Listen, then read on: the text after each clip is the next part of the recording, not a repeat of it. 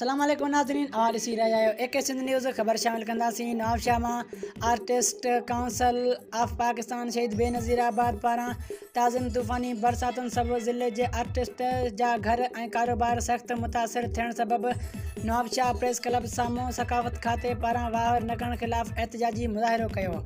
Artist council of Pakistan शहीद बेनज़ीराबाद जे आर्टिस्टनि जंहिंमें गुलकारनि, अदाकारनि, म्यूज़िशियन, चित्रकारनि, डांस मास्टरनि मुज़ाहिरे में शिरकत कई। सदारती अवार्डिया आफ्ता नवाबशाह वासी अदाकार मंसूर बलोच जो फ़र्ज़ंद गुल मंसूर बलोच, सीनियर अदाकार हुसैन बुगियो, अदाकार रहीम अंसारी, आसिफ जोयो, ड्रामा डायरेक्टर सनाउल्लाह भट्टी, इम्तियाज़ कलोड़ो, आरिफ बलोच, अदाकार मॉडल वसीम मसवा, शायर ज़ाहिद चांडियो, रागी मास्टर तुफ़ैल बंभरो, मिठल भट्टी, इमदाद ज़ंगेजो ऐं ॿियनि सकाफ़त खाते ख़िलाफ़ भरपूर एहतिजाजी मुज़ाहिरो कयो। उन मौक़े ते मीडिया सां ॻाल्हाईंदे आर्टिस्ट चयो त ॿोॾि सबबि जिते मिडिल क्लास माण्हू परेशान आहिनि उते असां आर्टिस्ट सख़्तु परेशानी हाल आहियूं।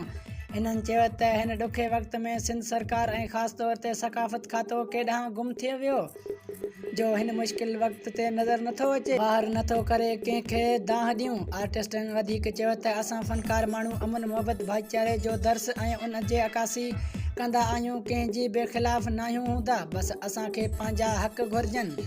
हिननि आला अख़्तियारनि जंहिंमें को chairman Asif Ali Zardari, chairman Bilawal Bhutto Zardari, MPA फरियाल टालपुर साहिबा खां मुतालबो कयो त असां आर्टिस्टनि खे सकाफ़त खाते खां हक़ ॾियारिया वञनि जेके काफ़ी अरसे खां खाते जा कामोरा फॿाए रहिया आहिनि ऐं उन खाते जी जांच पिणु कराई वञे। नवाबशाह मां ब्यूरो चीफ तालिब हुसैन रिंद जे रिपोर्ट मुताबिक़ आर्टिस्ट काउंसिल ऑफ पाकिस्तान शहीद बेनज़ीराबाद पारां ताज़नि तूफ़ानी बरसातुनि सबबि ज़िले जे आर्टिस्टनि जा घर ऐं कारोबार सख़्तु मुतासिर थियण सबबि नवाबशाह प्रेस क्लब साम्हूं सकाफ़त खाते पारां वाहर न करण ख़िलाफ़ एहतिजाजी मुज़ाहिरो कयो।